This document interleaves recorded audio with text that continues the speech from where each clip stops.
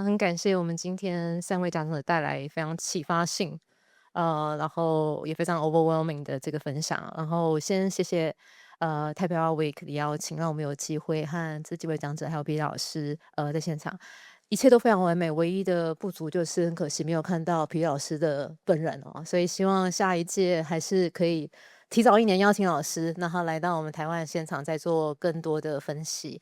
那我想我们今天大家应该听得非常的非常过瘾哦，然后觉得很不足哦，就是时间的不足。那我们在看到一个三种不同艺术的时间的交汇，那重新描绘了一个甚至是跨世代，然后还有跨地域的一个艺术的生态的系谱哦。那我们刚刚一开始 Alexandra Munroe 从整个全球的体系跟历史的纵观的角度的出发，那我们看到一个亚洲艺术在进入全球体系的一个过程当中，怎么样把亚洲作为一个方法学，然后透过一个长期制度性的承诺，然后甚至是更多的这些机构内的实作，然后去重写艺术史的视角。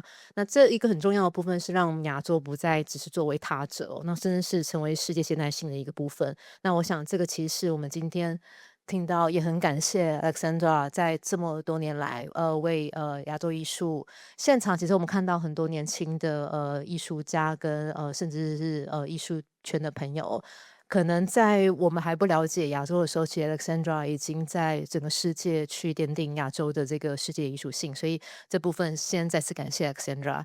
那接下来皮老师又更深度的去讨论在08年后亚洲内部的一个艺术的复杂性啊。虽然其实在提的很多是关于亚洲世界还有中国的状况，但其实我们应该都非常有共感哦，就是尤其是在接度这个不管是在制度或者市场，还有这个政治跟文化之间的这样子的一个微妙的张力哦。那尤其是在这个数位时代的这一个转向，我们怎么在一个去物质化的一个环境中重新去界定创作跟社会的关系呢？让我们看到亚洲艺术家是怎么样在历史跟真实之间去进行重新的协商跟重构啊。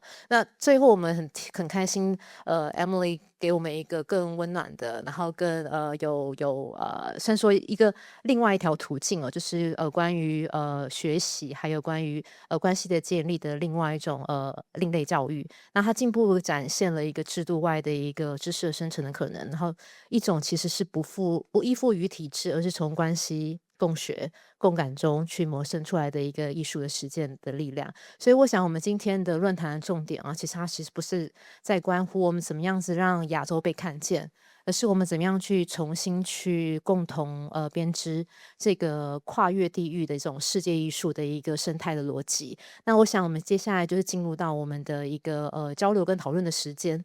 那因为台湾的观众比较害羞哈，所以我想我可能会先进行提问。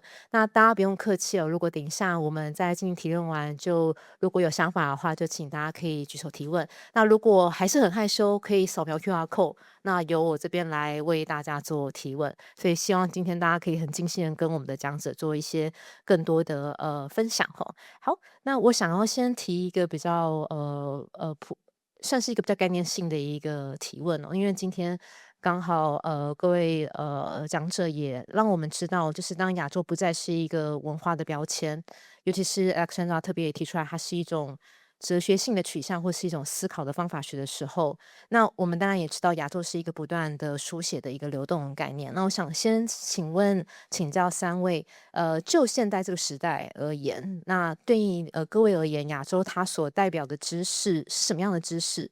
那是否有另外一种感知的方法？那我们怎么样去重新解读亚洲性在这个时代，尤其是这个数位化时代的状况之下？那我想可能可以先请皮老师来做分享，然后接着再请两位的讲者再去进行讨论。OK，我很高兴今天有这个机会，能来谈论这个问题，特别是我看到 Alexandra Munroe 做的 Asia 一些整个亚洲的这个计划，我基本上今天第一次每个展览我都经历过，然后但是我今天是第一次很完整的看到这样的一个全景的 recontextualize， 所以我觉得非常的感动。我想它的整个这个发展的过程，恰恰是经历了亚洲的这个就是包括欧美对亚洲的一种一种理解的一个历程和方式。那么在这个地方，我也看到了 Emily 他们做的这些工作，也是我们今天的所有的这些机构在进行的这样的一种工作。这两个东西还是微微有一点点不一样的，一个是偏重于一种历史性的一个梳理，另外是谈论就亚洲这种经验在今天，究竟是有我们怎么样利用这种经验去面对我们今天的这样的一些问题。我刚才在我的演讲的结尾里面讲过，就是特别是在过去10年到20年，我们看到的这一些艺术家，不管是亚洲的艺术家，而且我们今天说亚洲，很容易把南亚就忘了，很容易把这个阿拉伯世界就忘了，这是很复杂的一个问题。但我们一方面可以看到，不管如何，过去20年全球艺术教育的一个发展，它已经造成了一种艺术风格语言的一个扁平化。我刚才谈的一种这样的东西，而且就是说，你越符合这样的风格和这个语言，你的作品就是越容易去流动、去流通的。你可以从一个双联展到另外一个双联展，从一个展览到另外一个展览，这是全球化流通的一方面。但是越流通的东西，它其实是越方便流动的东西，它很容易变得很轻，它很容易变得没有重力感，这个 gravity。所以我想，当我们今天在谈论亚洲的时候，亚洲不仅是一个历史的概念，它可能更多的还是我们的这样的一些经验，如何去面对我们今天所遭受到的挑战。我们一方面有全球化的语言、全球化的表达方式，我们也有整个人类共同面对的一个问题。那么我们如何能提出不同的解决方案？这个是不同的在地性，不同的这种角度所能反映出来的。它一方面包括了 Alexandra 它呈现这种历史上的这样的一种梳理，特别是我很喜欢他做的 The Third Mind， 这个是一方面。那么另一方面，这些东西一定会转变成今天的艺术家如何去面临互联网、人工智能、资本的霸权。所以对于我来说，我们谈论亚洲问题，它既是一个历史性的概念，它也是一个当下正在发生的一个概念。那么我想这个是一个蛮重要的一个点。对，我先说这么多，谢谢。好，感谢皮皮老师。那想说看是 Alexandra，看要不要再多多一些分享跟补充。Thank you. Pili, that was an also brilliant answer. Uh, it's a huge question. And I'd like to clarify that although I have been called a curator of Asian art my whole life, my main language is Japanese language. I grew up in Japan. I feel, somewhat bicultural, if not bilingual. But I've never promoted the idea of Asia. In fact, I have promoted the idea that there is no single universalizing concept of Asia.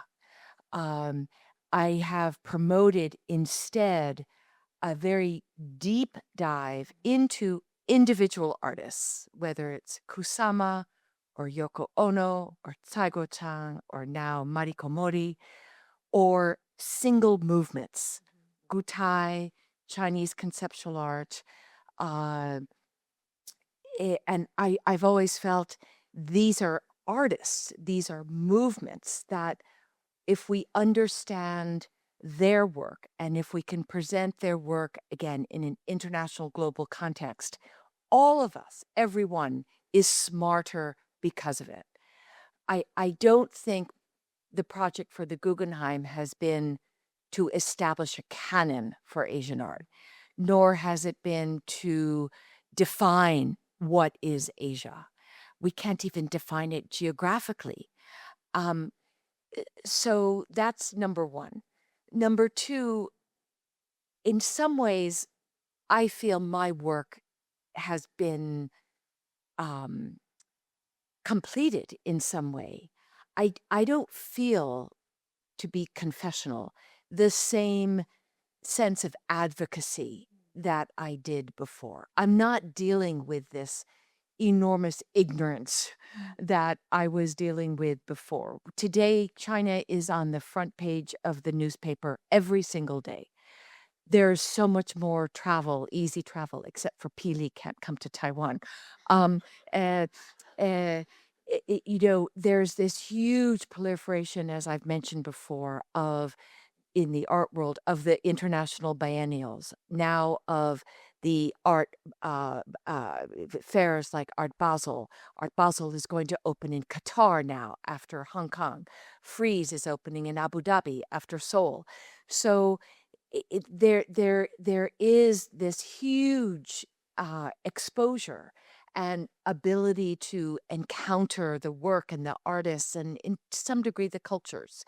And there is, most importantly, a greater curiosity among a much greater population of people about art from these other places.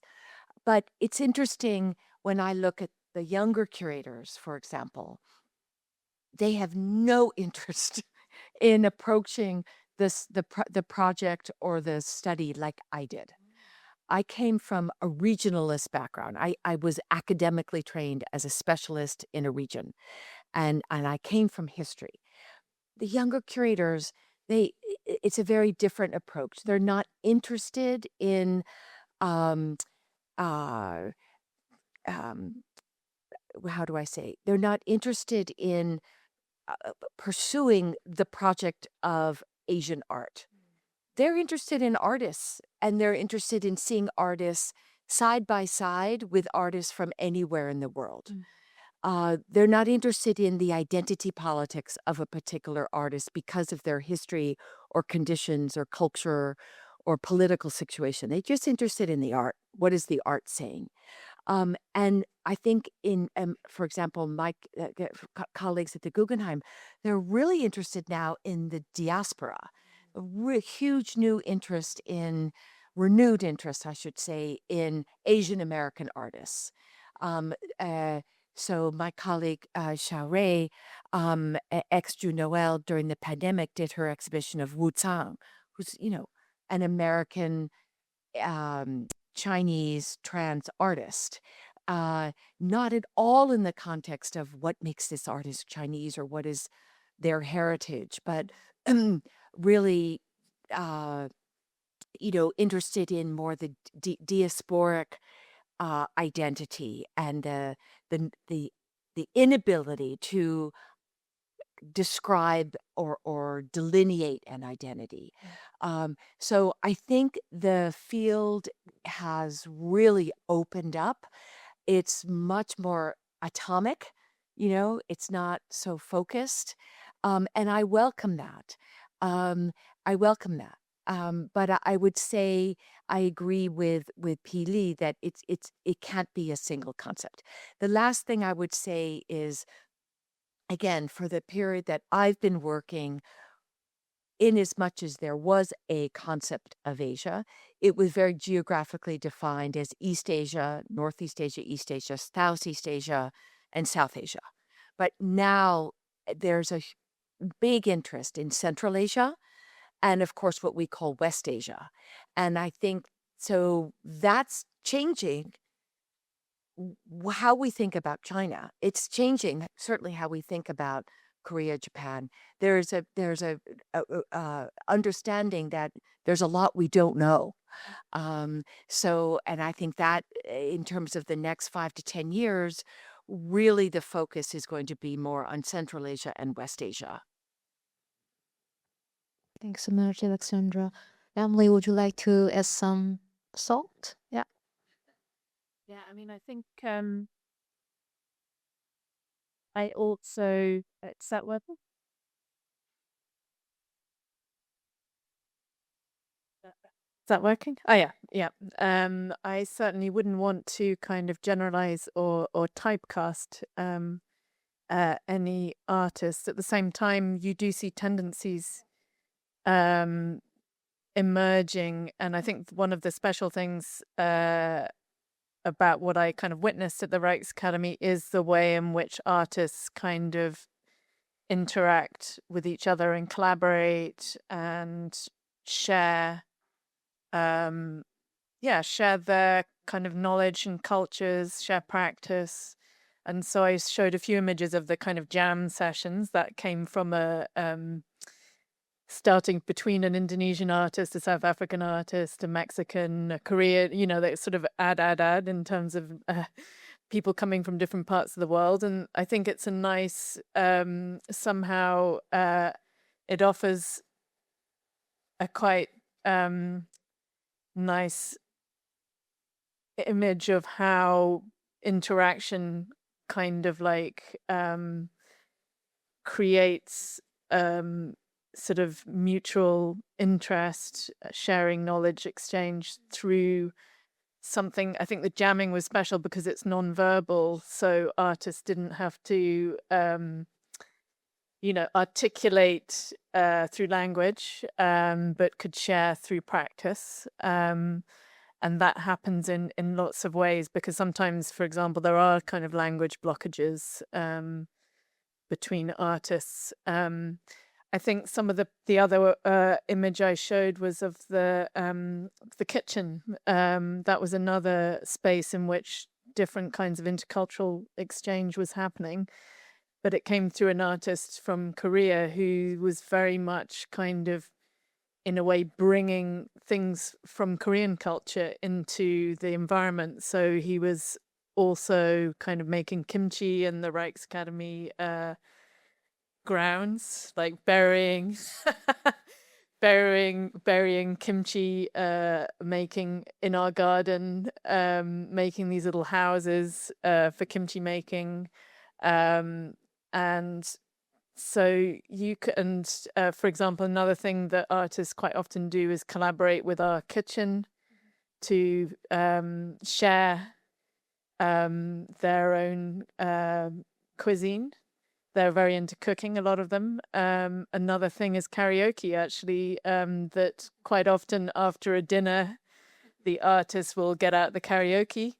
And that's actually an interesting one that starts with a lot of very well-known Western pop songs and then goes towards different favorites coming from different parts of the world that the artists can kind of get together over. So, for example, Arabic-speaking artists from different countries will sing together. Turkish artists will sing together. Artists from different, cultures that share languages, be that, for example, there was a Dutch artist who came and did a residency in Taiwan and learnt language and was singing with a Taiwanese artist. So you can see how I think there's something very special about having this environment where you have 2 years of artists being together, that you build a certain kind of trust. And it does take that time. I think there are a lot of residency programs which are 3 months and artists come and go very quickly. Whereas in the Rijksacademy, there's a chance to really sort of put roots down and build new communities outside of the, outside of the countries of origin. But that also, I think, produces dilemmas for the artists when they finish, because it's actually difficult once you go away to go back. So then there's often a very big dilemma at the end of a residency, how to go back to where you came from and whether to go back, and how to live in another country which you feel kind of culturally not fully at home in. So there's a lot of kind of complexities, I think, to the fostering of this kind of space where artists are outside of their culture. They're bringing it with them, but to sort of find the modes of connection is also about kind of unpacking some of your own kind of cultural difference alongside others. And so that is where you start to see artists bringing in things like cooking, bringing in things like music, bringing in other forms of culture like literature, or, for example, Saras, the Indonesian artist, was working with these parables. And I think you start to see quite interesting ways in which artists are thinking through their own culture, but in a way evolving that through the contact with other artists from other parts of the world and through being in the Netherlands. That I think one of the things which I also talked about was about how a lot of artists are working from lived experience. And I think it takes a kind of stepping out and distance to be able to do that. And so I think that is where artists do start to reflect on where they come from. And that is also about the different kinds of traditions that they have grown up with, that they didn't necessarily question in their places of origin, that it does become a space where you can really start to think through where you come from. And so that's where you do see this kind of like question of how do we interpret ourselves coming out, but it takes time. So sometimes, for example, the artist Mosat from Myanmar, it took him a year to come towards, I mean, he was working very much from his own kind of thinking through his own culture, but it took him a year to talk about politics because he really needed to have a break from it when he came. And then actually after a year, he said, oh, now I really want to focus on this. But you do see that it, in a way, like there's a whole, let's say, unlearning process that happens when you go away from home and you're disconnected and you're trying to sort of figure out where you are, you're trying to make friends, you're trying to, you know, like build community, you're trying to understand yourself, you're trying to understand your practice and build it. And so it takes that first year to do all that, to just sort of unpack yourself.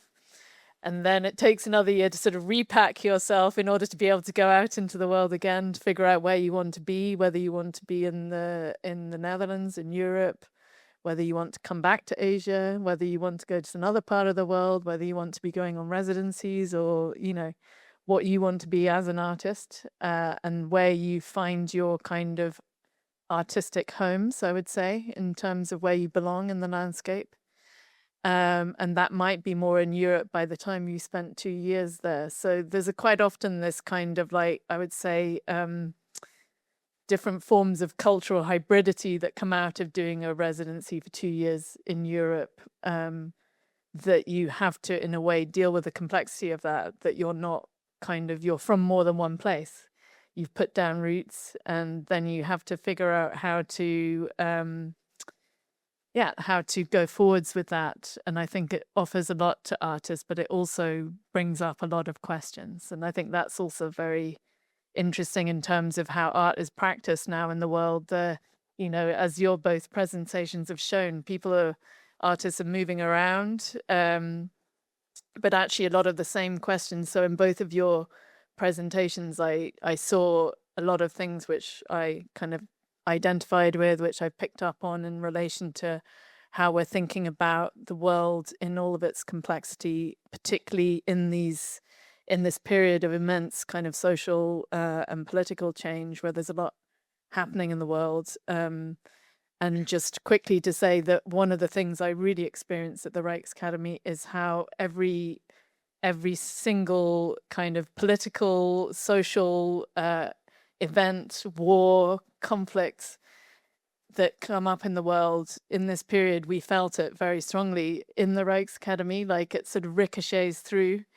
because there's always an artist who has a connection to that, and then that becomes shared within the community. So there's a lot of solidarity that starts to happen, a lot of identification between artists about what each other is going through.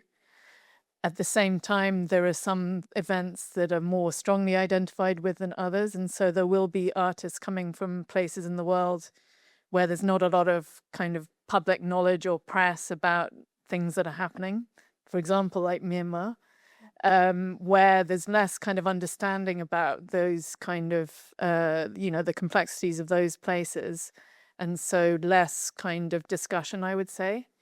So it's also, I think, important to have recognition about all the different kinds of geopolitics that are playing out, and to build environments where there is kind of conversation and dialogue about those things. But I think certainly in a community of 50 artists, there's always quite an intensity to it, that is about how do we share these kind of struggles, like how can we build a mutually supportive environment where these things can be kind of thought through together and reflected on, understood. Okay, cool. 很感谢3位讲者的分享，其实刚好解决了我本来要问他们的第2个问题。其实我们一直在讨论亚洲作为一个想象共同体，然后我就一直很担心说，我们怎么样子在将这个世界的语言或者是普世性的语言，变成我们的惯用语跟期待的时候，我们怎么样保持一个文化伦理上面的一个敏锐度，就是我们怎么样不把亚洲被同化，或是我们不被这个体制所吞噬。对，那其实刚刚3位讲者也都提到，就是说亚洲艺术的未来，它并不是在一个仿效某种全球标准吧，就是它其实是更重要，还是要去生成属于自己的语言跟结构。那刚刚因为 Emily 有提到卡拉 OK 然后因为刚从日惹策展回来，我们先讲一下，刚提到亚洲它的复杂度，不管是先不要讲亚洲有多少的国家，就光日惹。那他是比我更还了解哦。日惹有17000多个岛屿，有6000个有人做，有6000个岛屿是有人居住的，然后总共有700多种语言。你光讨论印尼，先不要讲亚洲的系，你光讨论印尼这一个定义就非常非常的复杂。那我们回到我们台湾，台湾虽然非常的小，但是如果有机会带各位讲者去走走，你可能到每一个城市或是到每一个部落，你都会觉得好像是完全不同的国家。所以的确我们也要去理解到，就是怎么样子去维持我们本身的个体的一个特殊性之外，还是有机会去做一种普世性的交流跟讨论。我觉得这个其实是今天讲者跟我们做的一个很大的分享哦。那我刚刚讲 karaoke 是印尼跟台湾中间的一个普世性的语言哦，就是我以为台湾人很喜欢唱歌，但到印尼才发现我们还没有那么喜欢唱卡拉 OK 哦。对，那我想进阶的再问到下一个提问了，就是有关于您刚刚讨论到这个亚洲的复杂性，那我们有点想要去讨论有关于一个文化的时差，就是当我们策展人也好，或者是说机构的艺术工作者，或者是我们的观众。去参与了一些展览，或者是进入到一个文化转译跟再现的一个状态的时候，我们怎么样去保留它的原始的语境？对，我觉得这个其实好像在台湾很多策展或是艺术工作者面对到的一个很大的问题，所以我有点想要请3位具有经验的讲者们来帮我们分享一下，就是说我们尤其是当我们要面对来自不同背景的观众，然后当我们呈现的这一个作品也好，或是展览它的一个文化的时间感跟我们自己本身的这个历史节奏不太一致的时候，我们怎么样去避免这一个展览资讯的误读或是误解？那或甚至是说，其实有时候 lost in translation 也是一种艺术的想象的方式。那我们想请讲者们来帮我们分享一下，我们作为艺术工作者怎么样子去协助观众。透过展览去理解他者，而不是只是将他者投射为我们自己的镜像的这样子的一个问题。那我也是想说，请 P 老师来做先分享，然后我们等一下也再请 Alexandra 还有 Emily 去做更多的交流。你要不要这一轮女士先请 Lady first？ Alexandra? Let me just, do you mind clarifying the question in your English? Yeah, how do we avoid like kind of loss in translation when we try to display diversity of different cultural, which is a bit far from our background? Sometimes there will be some misreading, willing the message which the exhibition want to convey. And as a professional curator, how do we avoid this kind of misunderstanding through the translation in different cultural contexts? I don't think you can avoid it. Everyone who comes to an exhibition comes with, their own brain, their own experience, their own biases, their own desires, their own bodies. I think, you can't expect everyone to read a book in the same way or to read a poem in the same way. I think the most a curator can do and the most a museum can do is approach it with a great sense of generosity. And my great mentor, Martin Friedman, who was the director of the Walker Art Center during its heyday in the 60s and 70s, he told me an exhibition is like theater. It has a beginning, middle, and end. It has certain protagonists. You have to make people laugh. You have to make people cry. And they have to remember some kind of story.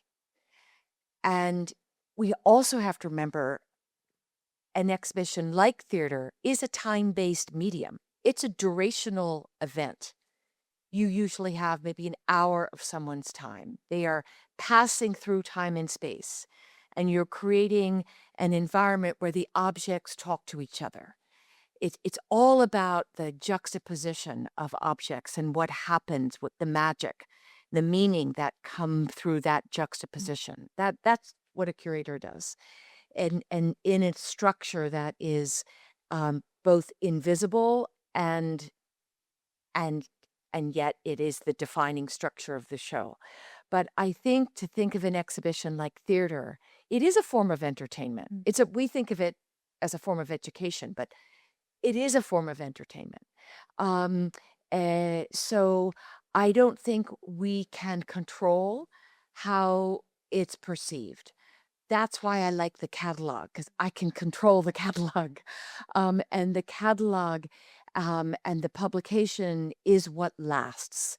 And I think the interpretation and the scholarship that is invested in that book, that is the real contribution for academic studies, for artists, and for curators to build on in the future. And it becomes part of the institutional history. So I think it's okay to have freedom of, and even a chaotic approach. My God, art in China. Oh, P. Lee remembers.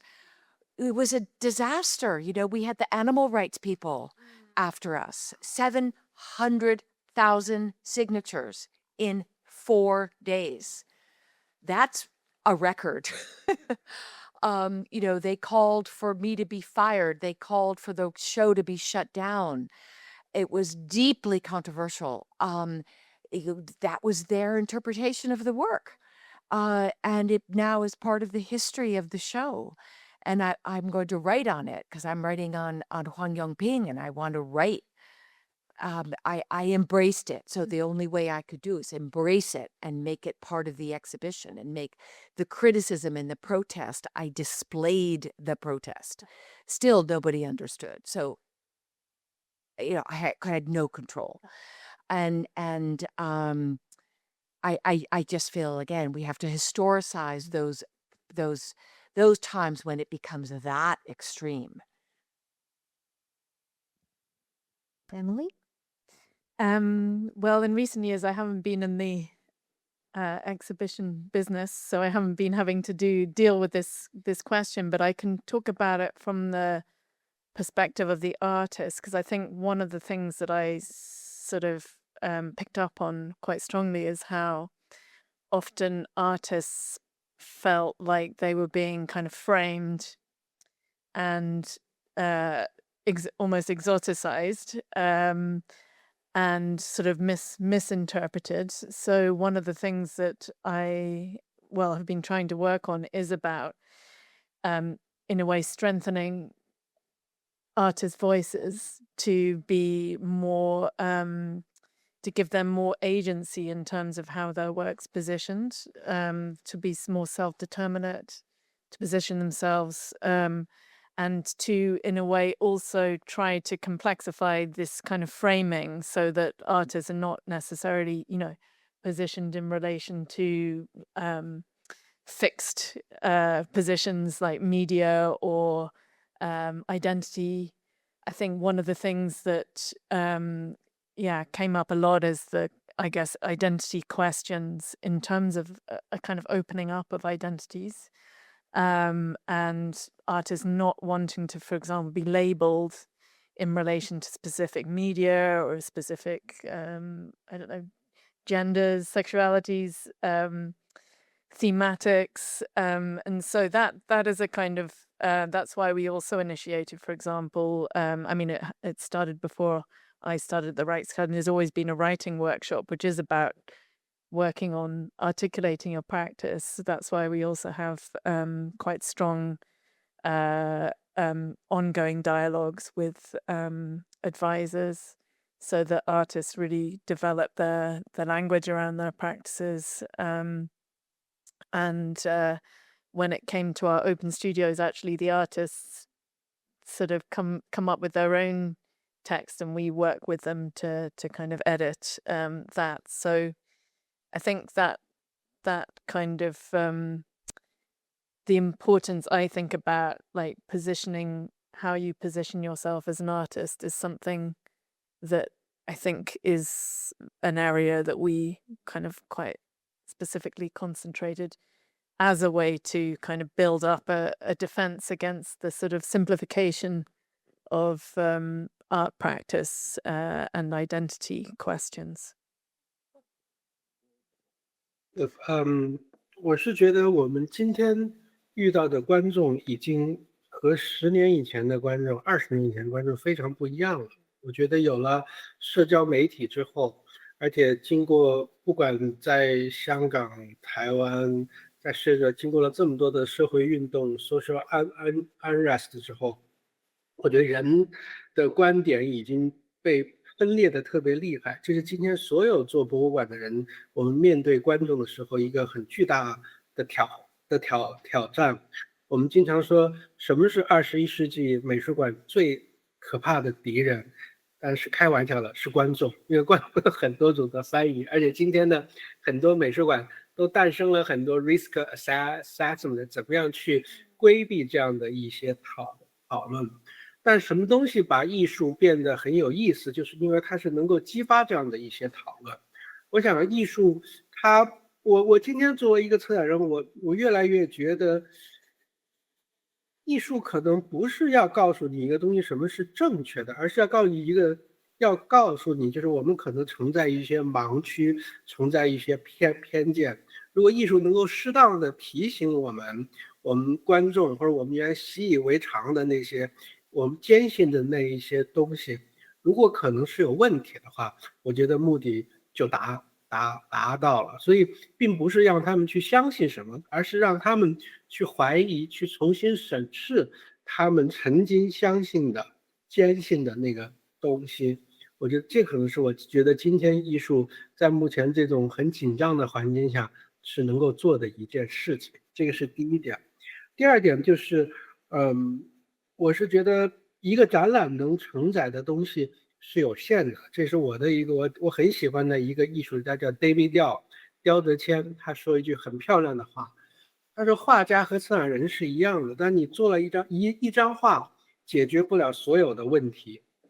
你画一张画，然后这张画也觉得不满意，觉得有些东西跟人没有说明白，你只能再画另外一个新的画，做另外一个新的展览。我想这个就是我也是对这个对这个东西，对这个如何观众对误读，对允不允许误读翻译里面的可能性，我现在是持相对的一个很开放的一个态度。我有时候觉得手放松一点会好一点，可能性会更多。谢谢皮老师最后的一个总结哦，让艺术本身就是一个拥抱多元性的一个的本质的内涵哦。那我想尤其在现在这个时代是更加的明确哦。那在我们刚刚分享的时候，其实已经收到雪片飞来的问题，所以我必须要很快速的去做整理，然后再请问几位讲者。那大概有几个相似的问题，那我想我就依照这个顺序来问一下各位讲者。一个部分是说在各位的一个艺术的倡议的计划当中，不管是说你的亚洲艺术作品是怎么样子被选择或者是典藏的。那尤其是在现在面临全球更政治的动荡的状况之下，您会是用什么样子的标准来挑选作品？那曾经是否出现过任何的争议或纠纷哦？那另外一个问题是特别想要请教皮老师跟 Alexandra 是你怎么样子 mapping Taiwan in the whole Asia concept？我们怎么样子把台湾放置在这整个亚洲的概念跟版图里面哦？对，那这两个的提问是目前比较多的面向，所以想说可以请讲者来先做第一个阶段的分享。Maybe Emily, we can start with how you select the artists. Yeah. Well, we select on the basis of first of all which artists are a good fit with the Rijksacademy in terms of the career stage, the stage of they're at in terms of artistic development. And then we look at diversity, and that is again about diversity of practices, artists coming from different parts of the world. So when it comes to Asia, for example, it's interesting, like over time, the Rijksacademy's built up this huge sort of map in a way of artists coming from different parts of the world. And so we are always interested to bring artists from places that we haven't brought artists from so that you can continue to invest, let's say, in the art world at large. And I think one of the things is that what I'm certainly very conscious of is that the Rijksacademy feeds the global artistic landscape. A lot of the artists that come out of the Rijksacademy are the artists that you're seeing in the biennials, in the museums, collections, in the galleries.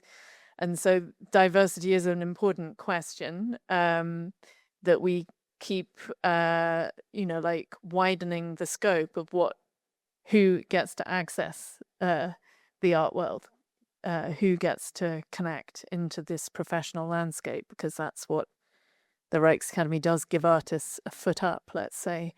On the other side, it's important to us that we keep building relationships with different parts of the world. Like, for example, with Taiwan, it's been fantastic that we've had 4 artists over the last years, that we have the relationship with the Hong Foundation that's supporting that. We've worked for many years with ARCO in Korea, for example. We had a lot of Korean artists through that.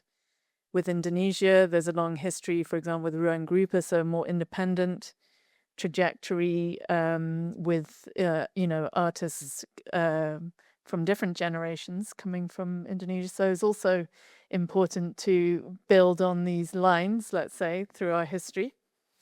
So there's lots of different, let's say, when we're trying to select 23 or 24 artists out of the thousands that are applying, there are a lot of different sort of things that we're thinking about. And luckily we have a jury who enter into discussion with us and co-decide. So it's always an independent decision. But we very strongly have criteria about diversity, about need, and also about the quality of practice, also about, what is innovative practice, practices that we haven't seen that are reimagining art, because I think this is also the incubator for where art is being reimagined, and that is also about what questions are coming into art. It's not just about form, it's also about what do we need to think through at this moment. As has come up in this discussion, there's a lot going on in the world, so how do we talk about that through art? And so the question of relevance is very important, as is the question about, how are we being creative with what we have at our hands in the world, be that technologies or maybe craft or, working through performative or time-based or bodies, so I think that's where, you know, it's always compelling to select, because you are also really thinking about what is it that's important right now for us to be thinking about, to looking at, to practicing. So that has been one of the great honors, I have to say, of my professional experiences, to be in that position, to be one of the people in this panel that have been choosing. So it's always actually a huge learning experience to look at all this and to try and think through it and make sense of it. Alexandra, would you like to continue to share 2 questions? So let me speak from the perspective of the museum collection. And at the Guggenheim, New York, when I arrived, it is a very world-renowned collection of modern, primarily European and American art from circa 1880s to the present. And since the 1990s, the Guggenheim program has been very, very contemporary, much more contemporary than our colleagues at the Metropolitan Museum or even MoMA. They've all caught up now, but there was a period under Nancy Spector's leadership as chief curator where we were really of the modern art museums, we were the one doing the most with very adventurous contemporary art programming, including projects like the Hugo Boss Prize. So when I came to build the program for Asian art at the Guggenheim, it had to relate to the Guggenheim. It has to relate. So the Guggenheim was founded, unlike MoMA, which is an encyclopedic museum of modern art. The Guggenheim actually is very narrow in its focus. It was founded as the Museum of Non-Objective Painting in 1939, based on the writings of Kandinsky. So it was built initially as a museum of abstraction. And the main collection, historic collection, is abstraction, abstract painting. And the legacies of abstraction are, of course, minimalism. And the legacies of minimalism are, of course, conceptual art. So broadly, that is the Guggenheim's museum language and context. So I looked at this history and I wanted to select artists or movements that would complicate those histories that already were present in the Guggenheim collection and exhibition history. So something like Gutai makes perfect sense because actually Guggenheim, Peggy Guggenheim traveled to Osaka in 1962 or 3 with John Cage, with David Tudor, with Yoko Ono, and went to the Gutai Pinacoteca. The Gutai artists were in some of our early international prize shows that we staged in the back in the 50s and 60s. So the painting I showed you, Yamaguchi Takeo, that was an abstract painting that came out of early research, prize-generated research into global abstraction. So that answers the question. And I feel like what the Tate does has to be right for the Tate. What the Met is doing as it builds its collection of modern contemporary art for the new wing, it's very different because it's trying to be encyclopedic, working with artists who work with the past, who consciously are inspired by, maybe ink painting because of the huge collection of Chinese painting. That's why they are very smart to get Leslie Ma to lead it, because she's interested in artists working from tradition. Yu Hong would be perfect for them because you can show it with Rubens. That's in the Met collection. So I don't want a universal language for modern contemporary Asian art. Every every context is different and every location is different. And what, the Tokyo, Museum, Metropolitan Museum of Contemporary Art, these national museums also have a very different remit. So I think that's very important. What I've done in Guggenheim, Abu Dhabi is completely different because we started from scratch. So that I felt huge freedom because we started with the ideas of transnationalism and the ideas of transcultural. And so there I was interested in selecting a much more fluid sense of history of artists who were demonstrating the transnational, either through where they studied. I was interested in artists who were from the start very international and maybe, had a connection to the region. So it's a big collection because we were making history.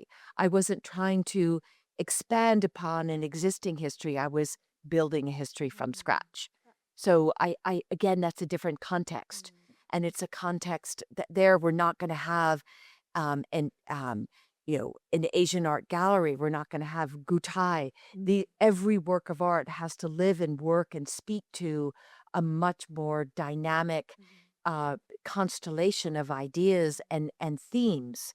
Every gallery will be totally transnational around certain themes. So the artwork has to be generative enough to be able to connect to the different curatorial themes that the curators, very diverse group of curators and very young curators, how they're responding to the collection.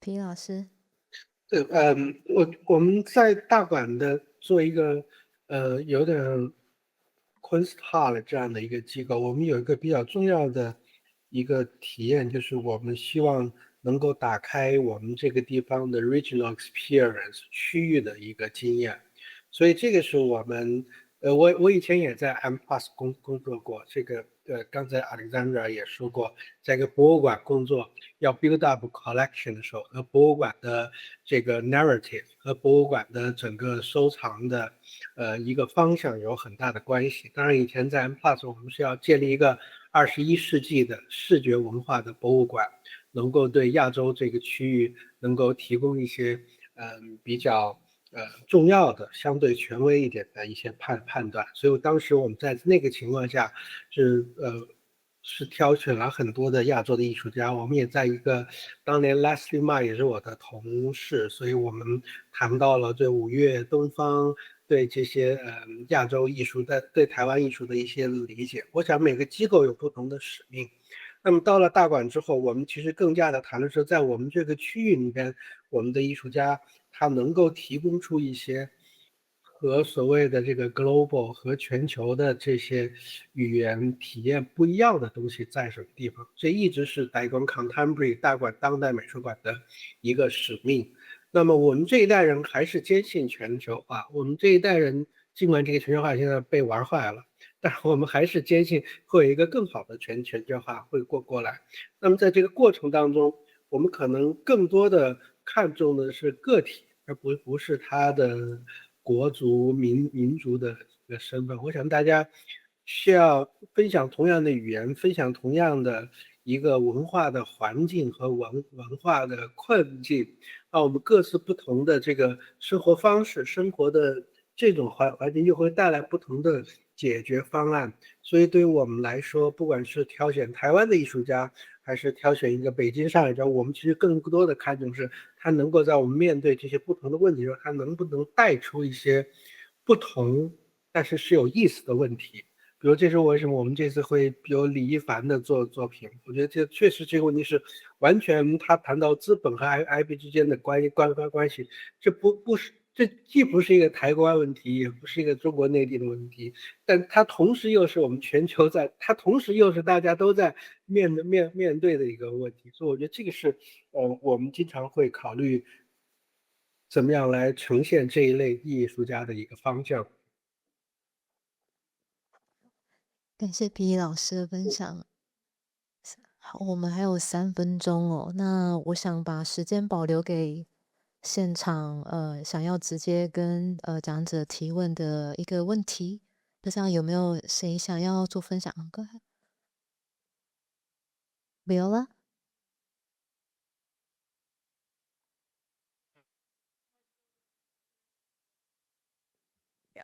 This is better.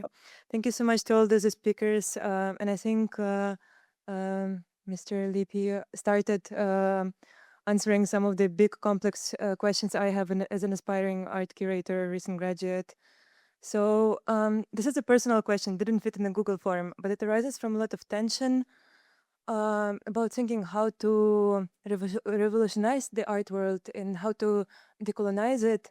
And so some of the assumptions I have about it is that the art world exists within the context of global capitalism, and that this global capitalism is built on and fueled by Western exploitation. So I'm thinking about standards of professionalism, the institutions, and then technology, social media, reliance on exploitation from resources from global south, but most importantly on reliance on monetary transactions. So to all of the speakers, I wanted to ask, well, I'm thinking about it.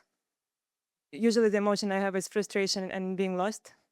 So I wanted to ask you if you have any hopeful examples from your experience in working within the Asian art world, or how the art world is not only expanded to include perspectives outside of the West, but revolutionized from systematic lens at all.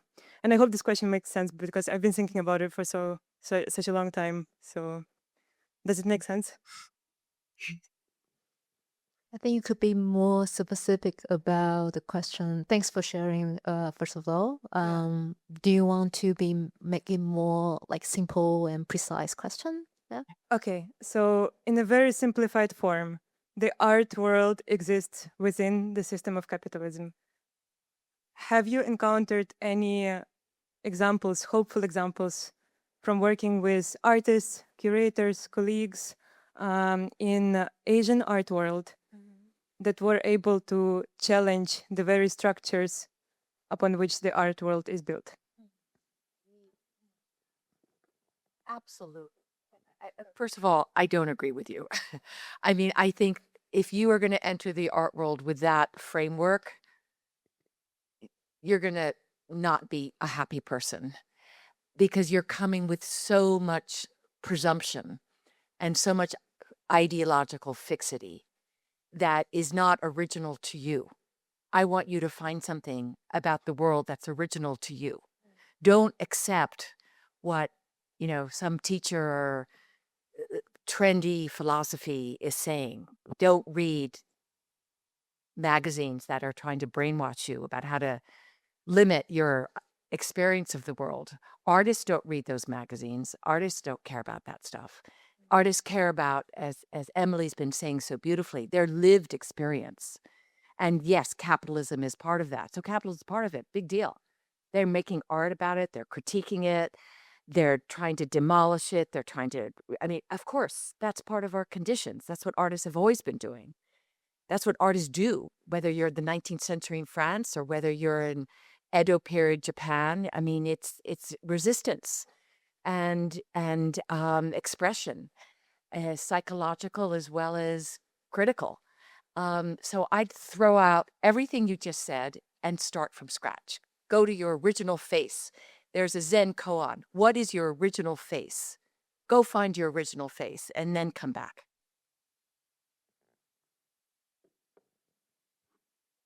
Well, I think I showed quite a few examples of artists who are working with kind of self-organized modes. Certainly for most of my sort of professional life, I've been in a way connecting between, let's say, the grassroots self-organized practices and, let's say, the institutional landscape to think about the art world as an ecosystem, where that does go from the ground up in terms of artists working in very self-organized ways, world building, building their own structures. I think Ruang Grouper and Documenta is a really strong example of how that can be scaled up. So Documenta was, a giant, I would say, anti-capitalist experiment that was happening within the site of a big institutional structure. And that was very challenging, I have to say. There were a lot of, a lot of things kind of were very challenging for the groups, for the artists, for the institution. So I think it showed how difficult it can be to kind of work between these spheres. But at the same time, a lot happened through it. A lot of really amazing works, exchanges came out of that. So I think what I see is it's always challenging to work on these interfaces between the different spheres, like between the self-organized, non-profit, non-funded practices that are really inventing new structures, and how that connects into, let's say, the more mainstream art world. But the fact is, art is an inventive terrain where new things are being invented the whole time, and the process in which those things kind of connect to the mainstream. I mean, over the years, you start to see, I never thought I would see, for example, self-organized practices showing up in Kassel on the scale that they did. I'd been working in that terrain for a long time through the showroom where I was working in London, through the Rijksacademy. I never thought I would see these things growing to that scale. And so I do believe in, the way in which the art world evolves through practice, through exchange, and through kind of staying open towards new forms, new ideas, new ways of organizing. And so I am always, I have to say, a default optimist that things keep changing. That's what art is about. It's about change. It's about invention, about changing the world. And that's also why I liked what Pili was talking about, also in a way, like looking at the, and also Alexandra, the showing, your presentation showed how much has changed, that things do get embraced. Gutai was not, was outside of the system, but, eventually these, the world catches up, things move at different speeds in the world. So we can't accept that everything changes at the same time. It takes time, but it does evolve. Yeah. P 老师想要做一个小结吗？我做不了小结，我觉得都回答的挺好的，而且我可能对您的问题没有一个很明确的答案，但是我同意 Emily 说，就是我们在过去20年看到了很多变化。我可能与其说给你一个回答，我也想分享一下我的困惑和一个变化。就是你看到过去的10年这一段时间，就是关于它的资本主义啊、殖民主义啊、decolonization 啊。当然他一直在谈这个问题，然后我们的艺术策展都好像在谈到了修复，谈到了同情心，谈到了社区，谈到了自我组织，这是一个很大的一个变化。但你另外一方面，你又发现好像过去20年相比以前的这过去一直变小了。当我们谈到这种社区修复、自我诅咒，好像 eventually 这个艺术逐渐变得没有了。我们突然发现，以前那些很勇敢的、很革命的、很无所畏惧的这样的艺术家，也慢慢的也消失了。然后我们谈抗争、谈抗议，但你发现，在电视镜头的那些抗议的人，那些并不是艺术家人，他可能比一些艺术家更具有表演性。所以我觉得，如果去 follow 这一些既定的这些对艺术的批判，当然是好，艺术要回应这样的一些批判，但是不是它也会给艺术带来很大的麻烦呢？所以我们经常说，今天我们好像没有处在一个大时代，我们处在一个小时代，这也是我们今天看当下的艺术，通常会觉得有一点点困惑和拿不准的地方，所以我没有回答你的问题，我只是分享我的一个困惑。I just, I want to thank you for your question. And it will actually, I will continue to think about it, but in my defense of still the purity of art or the possibility for the purity of art, I urge you to really study the work of Pethick, who is, of course, the great, great artist from Taiwan, who spent 8 years, 1 year for each project, including 1 entire year living outside on the streets of New York, 1 entire year living in a cage, 1 entire year waking up every single hour and putting the hour on a punch card. That was not capitalism. He was not in the throes of a capitalist system. It was a far greater act of humanity and question to humanity than a formation of capitalism at a particular time. So there's your hope. Don't be so pessimistic. 好，我们再次感谢3位讲者的分享，还有谢谢大家的提问哦。今天其实在讨论的其实非常的全面哦，然后很可惜时间的关系，我们可能在这个地方做一个简单的小结，希望未来还有机会再请3位讲者跟我们更多的分享。那我想今天不论是从体制上的转换，或是体制外的再生，或者甚至是两者之间的一个渗透跟互守我觉得我们看到一个很重要的是说3位讲者在他们不同的领域透过不一样的实践，但是非常真诚的跟长期的一个承诺，才有机会让我们现在的一个艺术的一个图景是更加有机的一个生态的谱系哦。那我觉得这也是对于台湾，我们可能要再更加努力，怎么样子再去做更多的一个连结，然后更多的共学跟共创去产生属于我们自己的生成我们自己的语言哦。那艺术并不是对于一个现实的单纯的一个反应而已，那其实也是对于我们现实的一个或真实的一个邀请哦。那我想今天的论坛呢，很感谢我们的讲者，让我们看到亚洲它绝对不只是一个地理的名词哦，那它更是一个思考的方法学，那一个对于我们世界的重新的想象。那我们再次掌声欢迎我们今天的讲者，我谢谢大家的莅临。